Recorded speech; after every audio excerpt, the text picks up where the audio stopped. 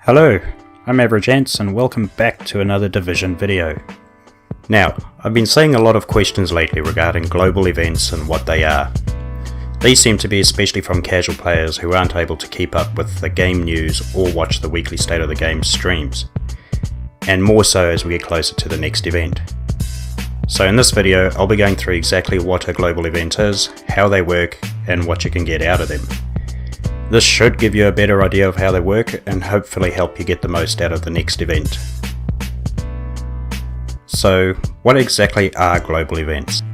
Well, in a nutshell, they are new events that have been added to the game. These add modifiers to existing PvE content, giving our current missions new life and giving us a reason to run around the light zone again.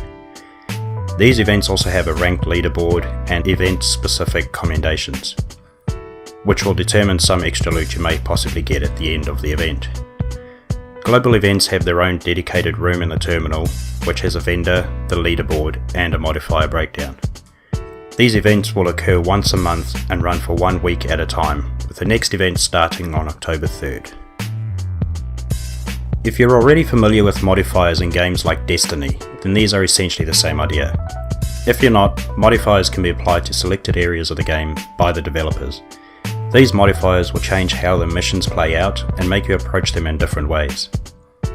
Modifiers could range from a simple change to enemy strength or numbers, or even allowing certain abilities or weapon types to be either more or less favourable, and will vary based on each event's theme.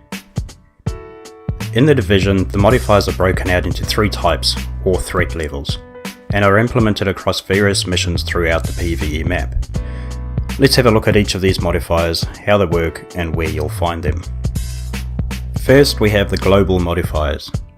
These are the basic lowest tier modifiers and are always active across all missions during the event. These are positive modifiers because they are helpful to us agents. For example, in the previous Outbreak event, headshot kills increased headshot damage and would apply a bleed effect to nearby enemies. Next, we have activity modifiers.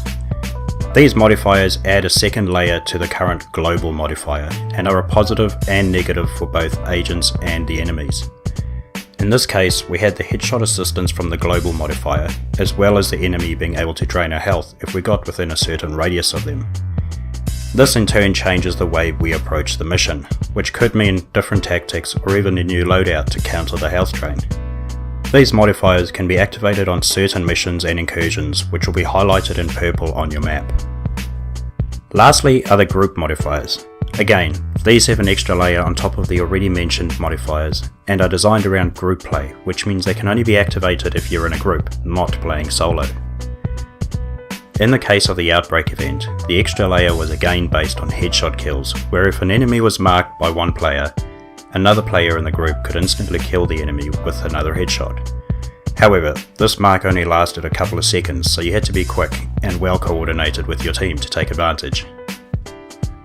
Global events also have a new in-game currency tied to them called tokens. These tokens are earned by doing the activities throughout the event, and as normal, the harder the modifier, the higher your rewards. Your tokens can be spent at the global events vendor to buy either of the 2 available caches, a standard cache or superior cache. Although the superior caches are almost double the cost of the standard, I would definitely recommend you save your tokens for these, as you'll get much better gear from these than you would from a standard cache. The superior caches can give you a possibility of either high-end, standard gear set, exotic or classified gear set pieces, whereas the standard cache you'll only have the possibility of either high-end or a standard gear set piece. Based on your playtime throughout each global event, you'll be given a ranked score. At the end of each event, you'll be rewarded some extra loot based on the score. I'm not sure of the exact breakdown, but essentially depending on which percentile of the player base you land in at the end of the event will determine the loot you get. You can review your ranking on the community leaderboard at any time during the event, which can be accessed in the same room as the vendor. And then we have commendations. For each global event, there will be a commendation playlist specific to that event and will only be available to complete during that event week. Once you've completed all commendations for that event, you will receive a special mask which you can only get during these global events. Depending on the particular event type, these commendations will vary between solo and group activities, and be specifically tied to that event's theme.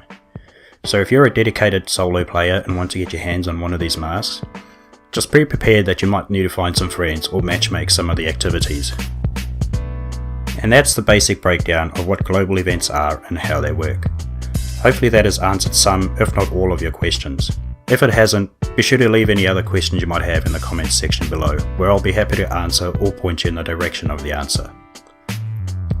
In the next video, I'll be looking at the next global event, what you can expect from it, and how you can best prepare for it. So if you don't want to miss that, then make sure you subscribe to the channel.